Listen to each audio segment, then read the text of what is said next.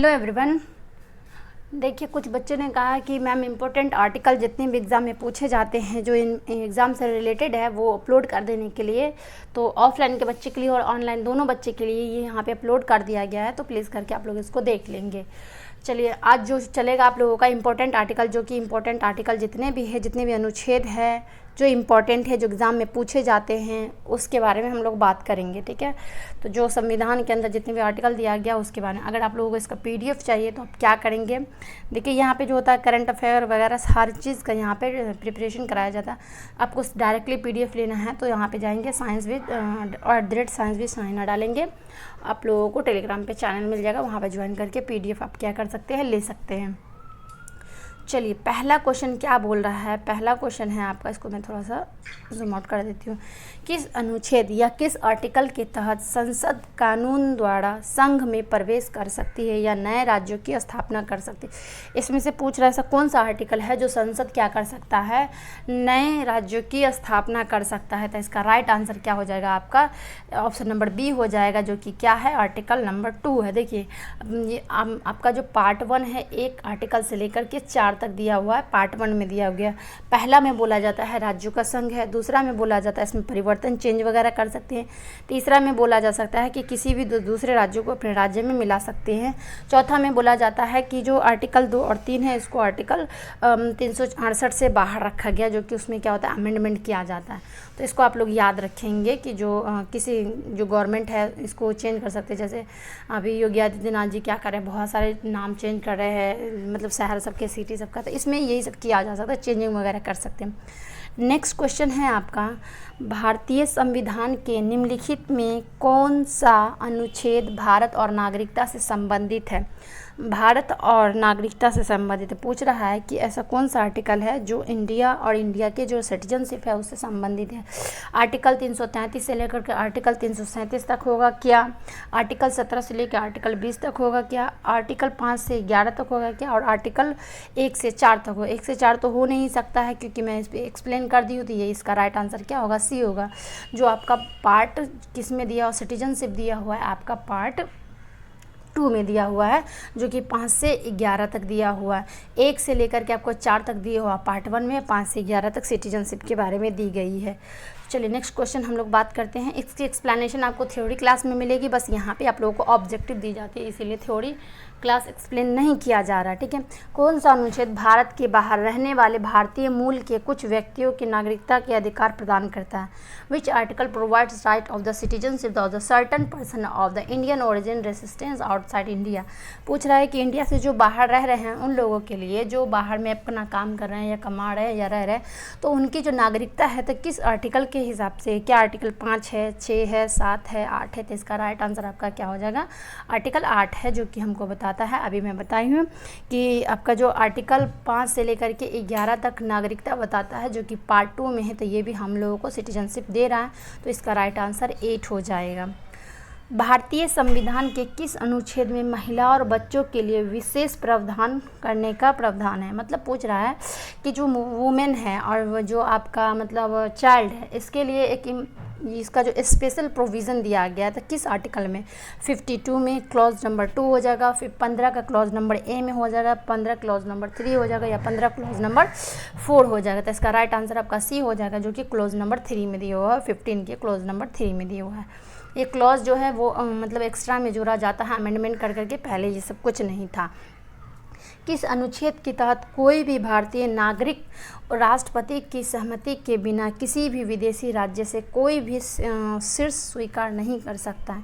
इस क्वेश्चन में कह रहा है कि ऐसा कौन सा इंडियन है या इंडियन सिटीजनशिप है जो किसी तरीके का टाइटल जो है वो उसको क्या नहीं कर सकता है, एक्सेप्ट नहीं कर सकता है, जो कि ये प्रेसिडेंट के मतलब कि अगेंस्ट हो जाता था। इसका आर्टिकल 13 हो सकता है क्या, 19 या 18 या 21। तो इसका राइट आंसर आपका हो जाएगा आर्टिकल 18 हो जाएगा। अब आर्टिकल 18 क्या हो जाएगा, देखिए 1 से लेकर के आपका 4 तक हो जाएगा, भाग 1 में हो जाएगा, जो कि राज्यों का संघ हो जाएगा। 5 से आपका 11 हो जाएगा, जो कि आपका क्या हो जाएगा, सिटीजन नागरिकता हो जाएगी। तो जैसे ही 5 से वो 11 आ गया तो मतलब 12 से लेकर 35 तक ये क्या हो जाएगा, आपका मौलिक अधिकार या फंडामेंटल राइट हो जाएगा। तो ये फंडामेंटल राइट के अगेंस्ट आता है, सॉरी अगेंस्ट नहीं, मतलब फंडामेंटल राइट में आता है। तो 18 कहाँ का है, ये किस पार्ट में आता है, तो फंडामेंटल में आता है, पार्ट नंबर 3 में आता है। किस अनुच्छेद के तहत यह कहा गया है कि किसी व्यक्ति पर एक ही अपराध के लिए एक से अधिक बार मुकदमा और उससे दंडित नहीं किया जाए। जैसे मान लीजिए कि आपने कोई जुर्म किया या आपने कुछ क्राइम किया, तो जिस टाइम आपने किया आपको उसी टाइम उसी की सज़ा मिलेगी। आपने 10 साल पहले जो क्राइम किया होगा उसकी सज़ा उस टाइम इंक्लूड करके नहीं किया जाएगा या जोड़ करके नहीं किया जाएगा। तो इस किस आर्टिकल में कहता है, तो जाहिर सी बात है यहाँ पे देख रहे हैं 20, 22, 19, 21 दिया हुआ है। 21 का ए में जो है आपका वो आपका जो एजुकेशन है इसको ऐड ऑन किया गया था। तो पहली बात तो ये होगा नहीं, इसको हम एलिमिनेट कर इसको कट कर देंगे। आपका देखिए इसमें से 3 में से कोई एक हो सकता है, तो इसका राइट आंसर क्या होगा, 20 हो जाएगी। कि 20 में कह रहा है कि जो आप मतलब किसी भी तरीके से यहाँ पे आपको बोला जा रहा है कि कोई भी अपराध कर रहे हैं या कोई भी कांड कर रहे हैं, तो जिस टाइम जो कांड करे या जो अपराध करे उस टाइम आपको एक ही सज़ा दी जा सकती है। ये हमारा आर्टिकल कहता है। ऐसा नहीं है कि आपने कभी कुछ और किया तो उसको भी जोड़ करके एक साथ सज़ा दी जा सकती है। किस अनुच्छेद के तहत प्रत्येक नागरिक को धर्म के प्रचार, अभ्यास और प्रचार करने का अधिकार है। जैसे ये अधिकार बोल रहा है तो यहाँ पे आर्टिकल हम देख के ही बता सकते हैं कि हमारा क्या है, फंडामेंटल राइट, हमारा राइट का अधिकार है। क्योंकि आपका 12 से लेकर के 35 तक क्या है, फंडामेंटल राइट है, मौलिक अधिकार है। तो इसमें क्या हो जाएगा आपका, इसमें पूछ रहा है कि आप अपने धर्म के प्रचार कर सकते हैं, अभ्यास कर सकते हैं, उसको एक्सेप्ट कर सकते हैं, किस अनुच्छेद के तहत या किस आर्टिकल के अंतर्गत कर सकते हैं। तो इसका राइट आंसर आपका हो जाएगा आर्टिकल 25 हो जाएगा। आर्टिकल 25 कहता है कि आपके पास राइट है, फ्री टू कास्ट है। आप मतलब अपने कास्ट को क्या कर सकते हैं, आगे मतलब प्रचार कर सकते हैं, इसको अपना सकते हैं, किसी भी कास्ट में कुछ भी कर सकते हैं, मतलब अपना वगैरह सकते हैं, उसको अपने तरीके से चल सकते हैं, कोई बाउंडेड नहीं है आपके ऊपर। ये आर्टिकल हमारा 25 कहता है। नेक्स्ट क्वेश्चन है, the state shall not in the granting aid to the educational institute discriminate against by any educational institute of the around. इस क्वेश्चन में कह रहा है कि अगर मतलब कि कोई जैसे मान लीजिए कि हमारे इंस्टीट्यूट में या हम लोग कहीं पे पढ़ने जाते हैं तो वहाँ पे किसी तरीके के कोई भेदभाव नहीं होना चाहिए, खास करके अल्पसंख्यकों के लिए। तो अल्पसंख्यक के लिए जो भेदभाव नहीं किया था, स्पेशली अल्पसंख्यक जो आपका ओबीसी वगैरह होता है, तो उनके लिए खास करके एक आर्टिकल दी गई है कि इसका कौन सा आर्टिकल है। तो इसका राइट आंसर आपका हो जाएगा 30। इस आर्टिकल में कहता है कि जो कोई भी अल्पसंख्यक है और वो वहाँ पे उसकी वो अपने कास्ट से फ्री, अपनी जाति से फ्री, हर चीज़ से फ्री है, अगर उसके मतलब कि किसी तरीके से वो अपना हैबिट चेंज करके आ रहे हैं, या कोई पगड़ी बांध के आ रहा है, या कोई टोपी लगा के आ रहा है, या कोई विदाउट पगड़ी आ रहा है, तो मतलब उसके कल्चर से हम लोग मतलब एजुकेशन के फील्ड में उसको नहीं मना कर सकते, क्योंकि ये राइट दिया हुआ खास करके ये जो अल्पसंख्यक है, जो माइनॉरिटी है, इनके लिए बताया गया है। नेक्स्ट क्वेश्चन है, भारत के संविधान के किस अनुच्छेद के तहत सशस्त्र बलों के सदस्यों में मौलिक अधिकार को विशेष रूप से प्रतिबंध किया जा रहा है। तो इस क्वेश्चन में आपसे कह रहा है कि जो कॉन्स्टिट्यूशन है उसके जो फंडामेंटल राइट है, इसमें जो आपका क्या मिला, बहुत सारे फ्रीडम मिली हुई। तो ये कह रहा है कि आप कहीं आपको फ्रीडम तो मिली हुई, घूमने की आज़ादी है, बोलने की आज़ादी है, व्यापार करने की आज़ादी, लेकिन क्या है, ये आपको आर्म्स नहीं लेके घूमा दिया है, इस पर रिस्ट्रिक्शन लगाया गया, इस पर प्रतिबंध है। अब ऐसा नहीं है कि आपको घूमने की आज़ादी तो आप गन वगैरह लेके घूमोगे। तो ये सब क्या है, जो प्रोटेक्शन करने के लिए जो होता है, ये सब पे बैन किया गया, जो वेपन्स वगैरह है। तो किस आर्टिकल में कहा गया था, इसका राइट आंसर आपका हो जाएगा आर्टिकल 33 हो जाएगा। इसमें मना किया गया है कि आप बाहर में घूम सकते हैं, आपको बोलने की आज़ादी है, खेलने की आज़ादी है, व्यापार करने की आज़ादी, लेकिन जो आर्म्स वगैरह, जो फोर्सेस वगैरह, जो वेपन्स वगैरह आप लेके इसको नहीं घूम सकते हैं और ना ही किसी को हानि या क्षति पहुंचा सकते हैं।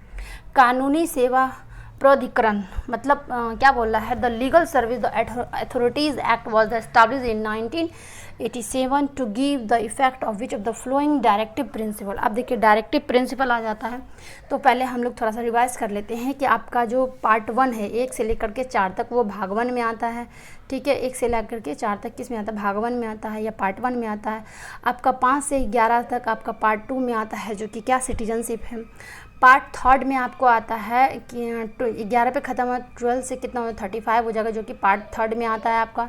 इसमें क्या फंडामेंटल राइट है, आपको मौलिक अधिकार दिया गया। उसके बाद क्या आ जाता है, पार्ट फोर्थ में आता है प्रिंसिपल आता है, डीपीएसपी आता है जो कि राज्य का राजनीति निर्देशक तत्व आता है। तो ये कितना में दिया जाता है, जैसे ही आपका 35 से ख़त्म हो रहा है तो यहाँ पे कितना हो जाएगा 36 से स्टार्ट हो जाएगा, 36 से कितना हो जाएगा 51 तक हो जाएगा। तो इसको याद रखेंगे पार्ट 4 में हम। तो इसी में पूछा जा रहा है कि जो आपका डीपीएसपी जो है डायरेक्टिव प्रिंसिपल जो है इसका एक्ट जो है स्टैब्लिश्ड किया गया था या पास किया गया था किसके अगेंस्ट, मतलब कौन से लीगल सर्विस के द्वारा। तो इसका राइट आंसर कितना हो जाएगा 1939 का ए हो जाएगा और ये पार्ट किस में आ जाएगा 4 में आ जाएगा।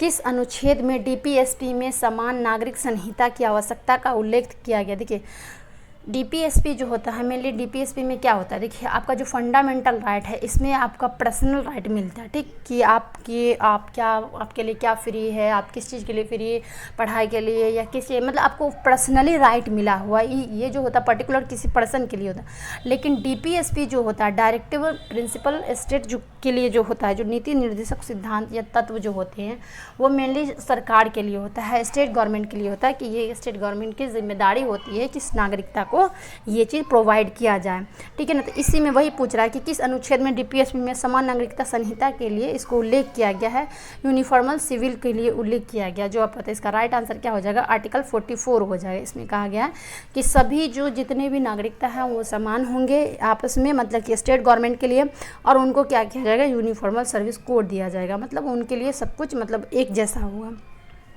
जैसे किसी को जॉब दे रहे हैं तो अब ऐसा नहीं है कि वुमेन और मेन है तो वुमेन को कम सैलरी मिलेगा, मेन को ज़्यादा मिलेगा, या मतलब कोई माइनॉरिटी है या बड़े कास्ट के है तो इसमें भेदभाव नहीं किया जाएगा। क्या बोला आर्टिकल 51 अबाउट दैट, आपका 51 अनुच्छेद जो है किसके बारे में कह रहा है, जैसे बोला यहाँ पे बोला है मौलिक अधिकारों का निलंबन करना, जो आपका suspension of the fundamental right है इसको मतलब निलंबित कर दिया जाएगा। दूसरा में कह रहा है बी में कह रहा है आपको अंतर्राष्ट्रीय शांति और सुरक्षा को बढ़ावा देना, promotion of the international peace and the security, बोल रहा है कि इसको अंतर्राष्ट्रीय को के जो लेवल पे जो पीस को इस्टाब्लिश करना, जैसे कि यूएन ने पीस के बारे में इस्टाब्लिश किया, लेकिन पीस को इस्टाब्लिश तो किया लेकिन पीसफुली हमारा कंट्री जो होता है वो कहीं पे जितने भी उसके बीच का पार्ट जो मेंबर है 198 समथिंग है तो वो है, तो उसके अंदर अफ़गानिस्तान भी आता है, तो वहाँ पे अफ़गानिस्तान में देखेंगे, फिर कोरिया वगैरह में देखेंगे तो यहाँ पे पीस इस्टाब्लिश नहीं है, तो उनका जो रूल होता है, उनका जो चल रहा है, उनका सिद्धांत ये फॉलो नहीं हो रहा है। तो यहीं पे ये भी पूछ रहा है कि अंतर्राष्ट्रीय सुरक्षा को बढ़ावा देने के लिए किया गया है, ठीक है। तीसरा कह रहा सी में कह रहा क्या होता है अंतर्राज्यीय शांति और सुरक्षा को बढ़ावा देने के लिए, मतलब promotion of the inter state peace, मतलब स्टेट के अंदर पीस वगैरह को इस्टाब्लिश करने के लिए इसमें पूछ रहा है, इनमें से कोई नहीं। तो आपका 51 जो अनुच्छेद है वो आपको बी में कहता है कि जितने अंतर्राष्ट्रीय सीमा और शांति और सुरक्षा को बढ़ावा देने के लिए ये हम लोगों के, क्योंकि जब हम इंडियंस हैं अगर कुछ मतलब पीसफुली काम नहीं करेंगे तो ये क्या होगा, मतलब कि कहीं ना कहीं तो जा करके ये हमारे अंतर्राष्ट्रीय में हम लोग का भी ये होता है इफ़ेक्ट पड़ता है। इसीलिए कहा गया है कि इसको क्या करना है, पीसफुली काम करना है। नेक्स्ट क्वेश्चन है आपका the union government describe under which article of the part 5। अब देखिए पार्ट 5 में क्या आता है, पार्ट 5 में जैसे पार्ट 5 आएगा तो फर्स्ट ऑफ ऑल कि हम लोग पहले बात कर लेते हैं 1 से लेकर के 4 तक। पार्ट 1 में आता है राज्यों का संघ आता है, आपका 5 से लेकर के 11 में सिटीजनशिप आता है, नागरिकता आती है। अगर मतलब 11 से आ गया तो आपको 12 से लेकर के 35 तक क्या आ जाएगा, आपका मौलिक अधिकार हो जाएगा, फंडामेंटल राइट हो जाएंगे। 36 से कितना हो जाएगा आपका, 36 से 51 तक हो जाएगा आपका, क्या हो जाएगा 36 से 51 तक आपका डीपीएसपी प्रिंसिपल हो जाएंगे, राज्य का नीति निर्देशक तत्व हो जाएंगे। अब क्या हो जाएगा 51 के क में क्या हो जाता है आपका ड्यूटीज़ दिया गया है, फंडामेंटल ड्यूटीज़ दिया गया है, मतलब कर्तव्य दिया गया है। जैसे 51 आएगा तो आपका 52 से क्या हो जाएगा स्टार्ट कर दिया जाएगा। 52 से कहाँ तक होता है यही पूछा जा रहा है, तो ये इसको याद रखेंगे कि 52 से लेकर के 151 तक दिया गया है जो कि सेंट्रल गवर्नमेंट के बारे में गया। तो 52 में क्या कहा गया है, तो 52 में कहा गया है कि हमारे इंडिया के अंदर राष्ट्रपति होंगे, उनका एक पोस्ट होगा। तो इसी तरीके से पूरा मतलब 51 तक आपके जितने भी सेंट्रल गवर्नमेंट के अंतर्गत राष्ट्रपति आ गए, वाइस प्रेसिडेंट आ गए, पीएम वगैरह आ गए, फिर क्या बोलते हैं आपको संसद आ गया, तो इन सभी को इसमें डिस्क्राइब किया गया, इसमें बताया गया पार्ट 1। जब आप लोग आर्टिकल पढ़े होंगे तो वहाँ पर देखे होंगे, और नहीं तो जब मैं थ्योरी बताऊँगी तो वहाँ पर एक्सप्लेन कर दूँगी। निम्नलिखित में से कौन सा अनुच्छेद भारत के राष्ट्रपति के महाभियोग के बारे में बताता है। अब देखिए ये पूछ रहा है इम्पीचमेंट ऑफ जो हमारे प्रेसिडेंट है, प्रेसिडेंट के ऊपर इम्पीचमेंट लगाया जाता है। इम्पीचमेंट का मतलब होता है उन्होंने संविधान के बारे में उल्लंघन किया और उनको क्या कर दिया जाता है, निकाल दिया जाता है, दैट इज़ कॉल्ड इम्पीचमेंट। तो यहाँ पे इसका राइट आंसर क्या हो जाएगा, आपका 61 हो जाएगा, जो कि आपका क्या है, बी है। तो चलिए इतना मतलब एक क्वेश्चन हम लोग और कर लेते हैं, उसके बाद फिर इसके बारे में हम लोग आगे कंटिन्यू करेंगे, क्योंकि इसमें ज़्यादा क्वेश्चन है तो इसका पार्ट 1 पार्ट 2 मैं बना दूंगी, ठीक ना। निम्नलिखित में से कौन सा अनुच्छेद राज्य की परिषद मतलब राज्यसभा की संरचना और उसके सदस्यों के चुनाव के तरीके से संबंधित है। देखिए जब आप लोग मतलब कि राज्य का परिषद हो गया या राज्य के बारे में या लोकसभा के बारे में या संसद के बारे में, हर एक आर्टिकल में सब कुछ लिखा हुआ है कि किसके कौन सा राज्य है या कौन सा स्टेट है या कौन सा पब्लिक क्या करेगा, हर चीज़ आर्टिकल में लिखी हुई है। इसीलिए आजकल के यूथ को क्या जानना चाहिए, हमारे संविधान के बारे में जानना चाहिए। और संविधान जानने के लिए एक मतलब कि ये दिल्ली सरकार के द्वारा एक मेंटोर चलाया गया था, जो कि कहा गया था कि हर एक यूथ को क्या जानना चाहिए, एजुकेशन फील्ड में इनके लिए एक्टिव रहना चाहिए। तो इसका राइट आंसर आपका क्या हो जाएगा, आपका इसका राइट आंसर आर्टिकल कितना हो जाएगा, 80 हो जाएगा। और 80 में कहता है कि जो मतलब कि राज्य के अंदर जो परिषद वगैरह आते हैं, इसकी संरचना कैसे होगी, उसके अंदर सदस्य वगैरह कैसे चुने जाएंगे। तो सीधा सीधा याद रखना है कि आपका जो आपका क्या है, राज्यसभा है, इसके बारे में 80 में कहा गया है। 81 में आपको क्या कहा जाएगा, लोकसभा के बारे में। 79 अगर पूछ लिया जाए तो क्या होगा, संसद के बारे में कहा जाएगा। देखिए मान लीजिए ये संसद हो गया, आपका संसद कितना हो जाएगा, 79 हो जाएगा। इस साइड आपका राज्यसभा यहाँ पे कितना हो जाएगा, 80 हो जाएगा। इस साइड लोकसभा यहाँ पे कितना होगा, 79 होगा।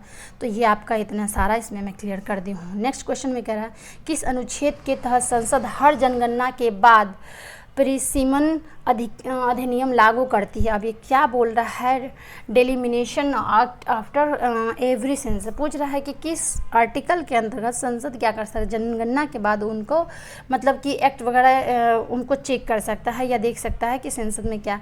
तो इसका राइट यहाँ पे देखिए 81 तो होगा नहीं, ठीक है, और भी कुछ सारे तो मैं उसको बता देती हूँ। तो यहाँ पे क्या हो जाएगा आपका 82 हो जाएगा, क्योंकि 80 किसका हो जाएगा, राज्यसभा का हो जाएगा। 81 किसका हो जाएगा, लोकसभा का हो जाएगा।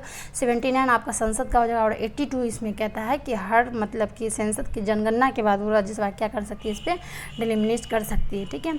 चलिए इतने सारे क्वेश्चन रहने देते, हम लोग यहाँ से क्या करेंगे, कल कंटिन्यू करेंगे जो आपका नेक्स्ट पार्ट होगा। तो मिलते हैं हम लोग नेक्स्ट वीडियो में आप लोगों से। जब तक इसका रिवीजन कर लीजिए। अगर आप लोगों को इसका PDF चाहिए तो डायरेक्टली @science-with-Sahina लगाएंगे, आपको क्या मिलेगा, इसका PDF मिल जाएगा। और वहाँ पे बहुत सारे करंट अफेयर के भी PDF वगैरह तो वहाँ पे सारे है, तो आपको मिल जाएगा वहीं से।